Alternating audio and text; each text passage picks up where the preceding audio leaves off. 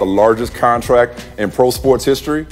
But is this really a good deal for Mike Trout? No, that don't sound like a contract. That sounds like GDP, right? Yeah, like right. You don't hear about those numbers associated with a person very often. That's $500 million. $500 million. Now, you can never knock anybody for signing a contract for $500 million. But let's say this was basketball and you had a player who signed on for even longer in all that money for a team that had been losing in the time that they had been there. We would be saying about how you put money in front of winning and everything else. I question, do you need 12 years? Like, does 12 years really serve you if you're Mike Trout? Yeah, I would have liked to have seen him hit free agency in 2020. Frankly, again, aside from how great a contract it is for him, congratulations, get your money. I was disappointed as a baseball fan.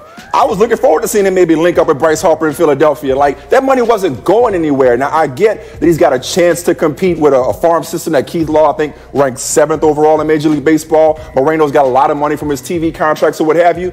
But I'm sick of talking about Mike Trout's war. I want to see him battle in the playoffs. He didn't win a playoff game, let alone a series. Yeah, and it's been one time in 8 years. Yeah, and I mean, dude, he's so good at baseball. This is ridiculous. Like, when you think about the fact that what he is the next level of the evolution of Ricky Henderson, right? Like, it's really easy to put him in terms of Mickey Mantle. No, this is Ricky Henderson on something that even Ricky probably could not conceive of being, right? Except Ricky Henderson was a lot of fun. This guy is not. You have to go out of your way to find him, out of your way to get into the midst of his aura and everything else. And yes, I would like to see him play for somebody other than the Los Angeles Angels of Anaheim. That what they still called him? I think so. And if you're Rob Manfred and you're being truthful, you're not happy about this contract. You want to see him go somewhere and compete and play on your biggest stage. He can be a legend at the bank all he wants. You become a legend in October. But I also feel like, and you tell me what you think about this, macro level for baseball. Whatever Mike Trout's making, no matter who you are, you're not going to make more than Mike Trout. Like this, I wonder if this put a ceiling on the salary market for the entire sport of baseball. Like, I don't feel like this is like football, for example, where we got a new highest paid quarterback and it rolls over all the time, right? That Alex Rodriguez contract was the biggest in baseball until he signed the next Alex Rodriguez contract. And then that was the biggest for almost a decade after that. Who's the next guy that would hit the open market to be able to command a contract like this? Harper's already signed, Machado's already signed. So who's the next young guy in his prime that can command anything close to this? No. This is it. This is the guy that we've got. And like, maybe they will get good. I have lived long enough to see the Anaheim Angels win a World Series, which I never believed was going to happen before 2002. So maybe the wonderful things will happen to a franchise that, maybe. Or look, if it comes down to it, hopefully he forces a trade if he has to. I just would hate to see his career go to waste, not going to the playoffs. So cold.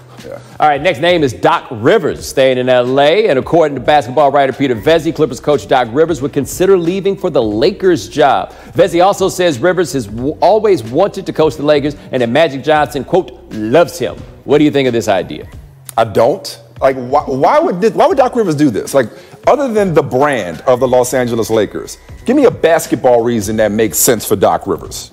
Would you want to say LeBron James? I mean, what's left of LeBron James? Oh, are we really doing that? Are you really doing the what's left of a dude averaging like 28, 8, and 8? No, I'm not saying he's done, but he's not getting any younger. Like, if you're Doc Rivers, you got the front office structure you want. Even though they stripped him of some of his power, he's still part of that decision-making process. They just went through the quickest, most painless rebuild we've seen in some time in this sport. You got a team in the playoffs. You want to go and join the Lakers in that circus? What's in it for Doc? You got to wonder, though, if there's some guys who look at LeBron not as a hassle, but as a challenge. That if you are a coach, the idea of what could I do if I had LeBron James? Now, the question, of course, is who else are they going to get? Because we are in a bizarre situation where a lot of us legitimately believe the Clippers are going to prove to be a more attractive free agent destination than the Lakers. They're going to have a better summer in L.A. Right, and that, I mean, the Lakers are. I totally can see that, except even you admit that feels weird. It does feel weird, but it's a reality, and the only people that haven't accepted that reality are the Lakers and the Lakers fans. They somehow still think that those banners in that history makes them a more attractive destination than the organization across the hall has actually got their act together. Yeah, well, okay, so what I think is the biggest question with the Lakers is what guy wants to play with LeBron James? Because there is a tier of guy who sees himself as being too good to be the number 2 behind LeBron James. Right. So who are the guys that you could get to fit and play alongside him? That I don't know for the Lakers, and that's where Magic and Pelinka are going to have to make their money. That's where they're going to get that thing done. But I can see why Doc would decide that the Lakers is the move. So you said a second ago, like, what can I do with LeBron? Whatever you do with LeBron doesn't matter because it's all about LeBron. It's not like this is some reclamation project, or it's not like he has some ties to either LeBron or the Lakers where he says, you know what? I'm being called home. But you know like, he doesn't have to do this. Why would you want LeBron ignoring your huddle? For what? But here's the thing. I think there are a lot of huddles that LeBron might ignore. Now, I don't think that Doc's is necessarily one of those, right? Just because LeBron ain't have no respect for David Blatt, neither do we, right? Yeah. You know, Ty Lue, we saw when Ty Lue was there, Ty Lue stood up to LeBron and good things happened. Eric Spoelstra was in the same situation because he had the backup of Pat Riley. Doc Rivers ain't going to be in here bending and folding for LeBron, and I'm not convinced that Magic Johnson is doing all this bending and folding than everybody else thinks. If you got guys that'll stand up to LeBron, you got a chance for success. And again, LeBron, as good as he is, was a lot younger when those guys had to put up with that. And those guys were not Doc Rivers at this point. Doc's accomplished enough to not need this. Admire LeBron from afar. You can love him, but love him from across the hall. What I'm saying is, you're talking about the putting up part. LeBron tried that in Miami. Riley basically came downstairs and said, "This is not going." And he loves Doc and his respect for Doc. I hear you on that. I'm just saying I don't think it's worth it for Doc. Like, there's a lot of good things that come with LeBron. I just don't see it. But my question is the stress that you're expecting LeBron to put Doc under the actual stress that he's going to be under? Just because he ain't listening to Luke Walton doesn't mean he's not going to listen to Doc Rivers. Agreed, and I totally understand your point. I'm only saying that if you're Doc and if you were in a bad situation or you needed to somehow rebuild your career, that's one thing. He's got a great situation with the Clippers. But the Clippers are the better organization right now than the Lakers. But we still don't know. We still don't know what the ceiling is on what the Clippers are going to do. Right? Regardless, we can see who the guys are they're going to get in or whatever. But I don't know what the ceiling is. The ceiling on having LeBron James and whom he may attract still higher, I think, than the ceiling that you're talking about with what you're going to give the Clippers. But we're going to see what they get. Like, if they get Kawhi Leonard, who's the number 2 guy that they then wind up getting? The Clippers. Yeah. This is the most fascinating NBA offseason that I could think of. Absolutely. In that one. So we can stay in that one city for the whole show. All right. Next name, Khalil Mack. The Raiders actually won something, Bo. The recent Sloan Sports Analytics Conference awarded the Raiders the Alpha Award for Best Transaction for the Khalil Mack trade.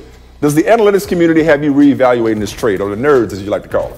I prefer dorks. And no, they do not have me reevaluating this one. Now, what I understand is happening here is their idea is the Lakers were bad. The Raiders were bad, right? So you get a guy off a team that was already bad, and then you get these valuable draft picks, these assets with these fluctuating notions of value that they have. And people who like to analyze these things from non-human reasons love to look at the potential of what a draft pick is. Draft pick is only as valuable as the player that it turns into. Do you think the Raiders are going to turn that into something that's going to turn into Khalil Mack? Because I feel like you draft a guy hoping that he turns into Khalil Mack. That's kind of what the point is. Look, as much as I love the process of team building and I love the analytical approach to these types of things, these guys often sound like asses talking about assets the way that they do, as if assets somehow immediately translate or immediately equal the likes of Khalil Mack. It doesn't work this way, Daryl Morey. As much as respect I have for Daryl Morey, it doesn't work this way where you get to say, oh, we don't care about the results. It's about the process. So it doesn't matter what happens with those picks. Yes, it does, because they blow these picks. Let's not forget. Oh, by the way, let's point out something.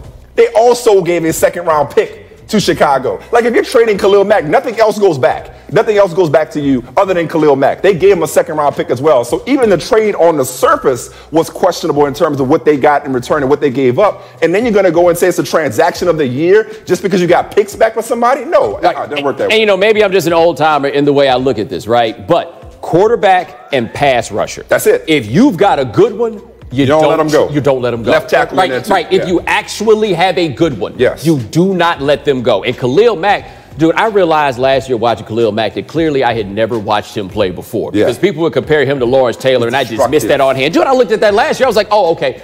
I kind of understand what it is that you're talking about in this situation. So if the Raiders are at some point trying to get good, they are going to mess around and get good. You know what they're going to do? They're going to look up and down that roster and be like, we need Khalil Mack. We could really use a pass rusher. We could just get some heat on the quarterback. Absolutely. I cannot get over it. Even the Raiders thought it was a joke. And now you got John Gruden, who conveniently said, hey, man, you know, it was Reggie McKenzie. I got nothing to do with this. He got, reportedly, he's got the trophy, which is like an A. He's got the trophy sitting on his desk. He likes it so much. They thought it was a joke when they called him and said it's a transaction of the year. Thought it was a prank. Because he finally, for the first time, has somebody telling you, what a great trade. Like, no one has said this before to John Gruden. Yo, I think you guys really pulled off something The Academy Award thinks this is questionable. The Oscars are like, wait a second, you really giving them transaction? Coming up next, is Giannis the face of the NBA?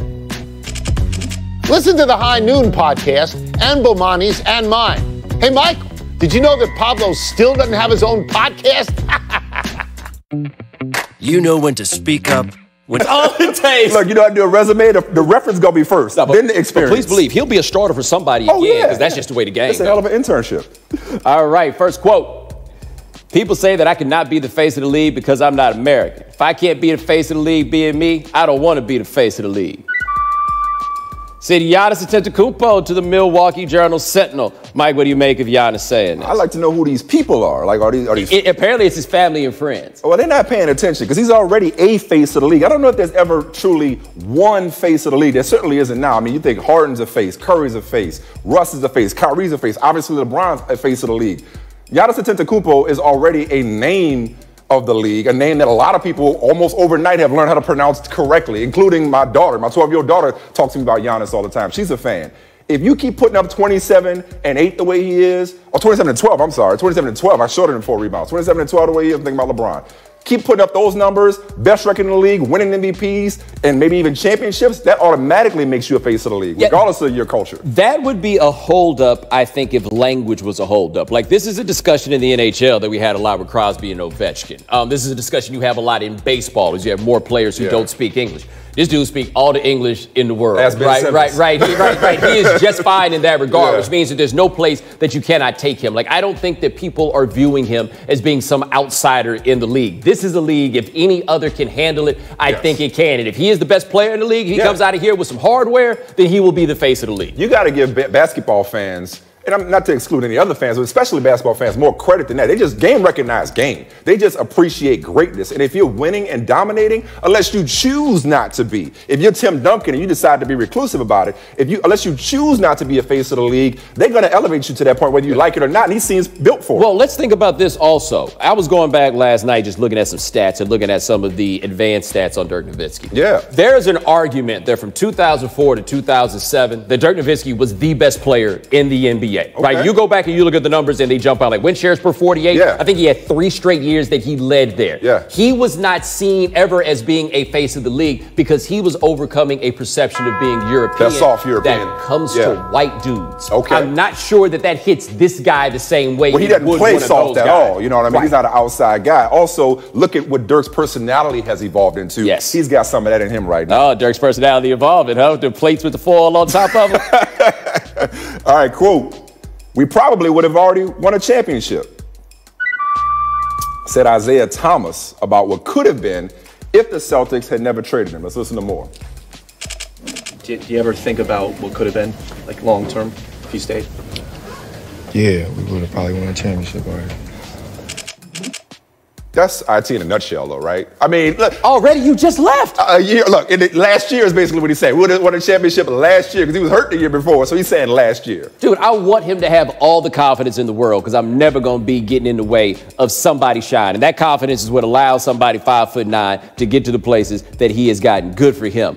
But, man, he is the ultimate it was all good just a week ago example. He was on top of the world and he gave everything with that hip. I don't know if he'll ever be the same again. They wouldn't win no championship with him. Not coming off that bum wheel.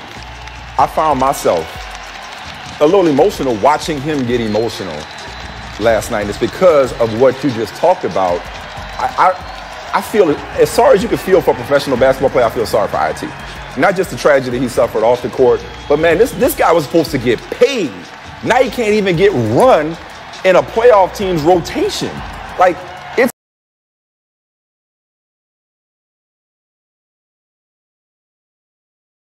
over for IT as we knew him, and he captivated that community in Boston over the course of just 2.5 years. He wasn't even there 10 years. Right, because part of the problem for him is he's never going to dial his game back, right? He's always going out there like he's the coldest dude on the floor. And he was always a liability at the other end. Yes, and he's not the coldest dude on the floor, and that then creates a problem. But you just said something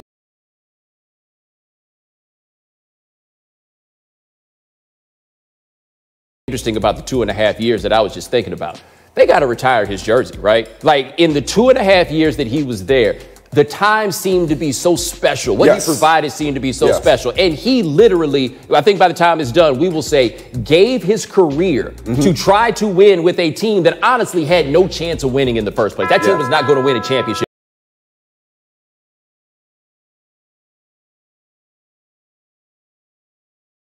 He left his career on the floor in Boston. Yeah, sacrificed his body. Could he go back? They got to get rid of some dudes for him to come back. Yeah, like Danny Ainge. that would probably be the one. He seems to have forgiven him, though.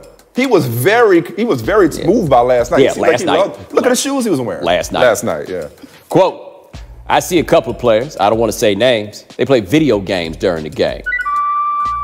Said Carlos Santana of the Phillies, who reportedly took a bat to a clubhouse television set with a few days left last season after he caught teammates playing Fortnite during a game. Mike, how do you feel about Carlos handling that issue? Well, one thing in particular just jumped out to me. And far be it from me to try to tell somebody who picks up a bat how to control their emotions. Because once you pick up a bat, you just swing it at the first thing you see. The TV ain't had nothing to do with it. You could have salvaged the television and just crashed the video game system. But trust me, in my house, my wife would love to take a bat to the TV, the PlayStation, because me and my son play a little too much Madden and 2K these days. But I'm trying to figure out I don't care if you eliminated from the postseason or in the midst of a 9-game losing streak as they were in Philly. What you doing playing video games during the game? I'm on Santana's side with this. Being young boys, that's what they out here it's doing. Time to grow up. Young boys exist in the world and they don't understand what it is. I want to see everybody's face when he came in there with that bat, because I imagine he ain't say nothing after. You just drop that bat and then you walk away. Or maybe he went Billy Bean and Moneyball. That's what losing sounds like. Yeah, that's what it is, though. But, I could imagine, though, if you actually care,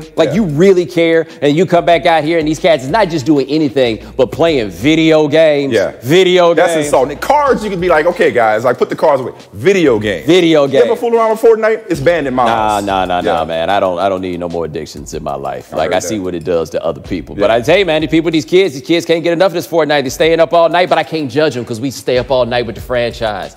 Right, what's the latest that you've been like, it's not too late to do the draft? The latest? I'm going to sleep. I'm going days. How you know what I'm doing? How you know what I'm doing at all? College or adulthood? Last week. Coming up next, does Dave Gettleman have a plan? Sunday night? Captain. Dope. That is fantastic. Bro, see, that commitment, that's what I'm talking about. I love that. I love this conversation, except I just got to point out, don't call people nerd no more. Nerd, dork, none of that, okay? We will talk about franchise. Look, Pablo doing that stuff with far less cool things than Madden. That's all I'm saying. Okay, look, no argument from me. Today's number is 2. That's how many first-round picks Giants GM Dave Gettleman says he got back for Odell Beckham, because in addition to getting the 17th pick from the Browns in this year's draft, he considers getting safety Jabril Peppers, the 25th pick in 2017. He considers that a first-rounder. Here's more of his explanation on the Odell trade. Some have questioned why we signed Odell and then traded him. As I said publicly twice, we didn't sign him to trade him, but obviously things changed. And frankly, what changed is another team made an offer we couldn't refuse. Trust me, we got a plan. And over time, you've got to be patient. Everybody wants answers now. We live in an instant gratification society. Over time, you'll see it. You got to trust it. He's so full of it. He just sent the checks in the mail. Right. That's what he said. Yeah. Trust me. Hey, what's your plan? Trust me, we got one. Yeah. If I trusted you, I wouldn't have asked you what the plan was, Dave. And I really can't trust you when you try to tell me Jabril Peppers is kind of like a first-round pick. Right. Go see if you can trade him right now for a first round. Funny how we go credit Sashi Brown his evaluation skills. He got fired in Cleveland as a GM for drafting Jabril Peppers. Just because he decided Jabril Peppers was a first round pick, then he's a first round pick. He counts in his trade conveniently. See, this is CYA 101 right here. He's basically saying, look, when he goes to Cleveland and balls out, which he will, I can't sit up here and tell you I just traded him because I ain't like him. He got on my nerves. He's a headache. I got to make up some lie about how I got an offer I couldn't refuse. When yes, you could have refused it if you wanted to. Yeah, that was a reasonable offer. You traded him because you wanted to. They called Buffalo when Antonio Brown fell through because they wanted to trade him. Come on now. In closing, I'm going to help Brad Beal out, as I imagine it'll be difficult explaining this to the homies at the crib. This is Brad Beal guarding Joe Ingles, my man Joe Ingles. And Joe Ingles gave him that. I don't even understand why it is that Brad Beal was so worried that Joe Ingles was going to take him to the rack. See, I see that a little differently, but I see a nice recovery by Brad, because he stumbled and then he just dropped back off and like, oh, I was giving him that shot. Oh, so we're going to ignore the initial stumble and then give him some credit for I ain't saying he didn't stumble. I'm just giving him credit for playing it off. That was like, oh, okay, you got that. Self-check, Yeah, but see, here's the thing I know a lot about y'all, because y'all be judging books by their covers. Joe Ingles be doing this to cats all the time. Yeah. Joe Ingles put Terrence Ferguson on the ground one time. Joe Ingles did it to Paul George, put him on the ground. Like, y'all don't understand, man. Joe Ingles. People gonna start calling him that. You know that, right? Yeah. It's gonna stick. True story. There's a grocery store in Atlanta called Ingles, and when we moved to Atlanta, I was from Houston, and I saw the sign said Ingles, and I just assumed it said Ingles because I'm from Texas. Why not? In closing, Nick Young has had quite a bit of free time since the Nuggets waved him back in December, and he's managed to be productive, or rather reproductive. Congrats to Nick on baby number 3. Welcome to the club. This is when it gets really interesting. Nick Young tweeted this: number 3 is on the way. I knew being at home, this would happen. I can totally relate. You know, like, hey, what you doing? You got a couple minutes? You know, it's just kind of. So, do you have some news for us? No, I wish I did. I'm just saying. I wish I did. You know, I got 3. I want a 4th because I operated even numbers. I pumped my gas to even numbers. I had my temperature on even numbers. I want a 4th. I want 2 girls. I want 2 boys. My wife is closed up. You know, shop's closed. So she's like, no, she's done. That's a wrap. Hold on. She won't even let me adopt. Hold on. Is the shop closed or is the factory closed? Because yesterday yesterday you was acting like you be doing a whole lot of shopping, right? But now you say that the shop is closed. So like, can you still is the store open, or is it just they're not producing no more items? That's a great distinction. Stores open, factories closed, but not permanently closed. Just kind of like there's a will be. It could be a will be back, because you can always reopen the factory if you know what I'm saying. If she chose to. I say you don't have the key to the factory, sir. It sounds like it's up to her, but she's being selfish out here, man. Really? Yes. Because she won't walk around for another 9 months carrying around a human. You gonna put that on her? I know. You know, I just want another one, man. You are reiterating that. You are lucky. You with a woman that got no business being with you. I'll kick my coverage is an understatement. Highly questionable. Look at him, guys. He's great.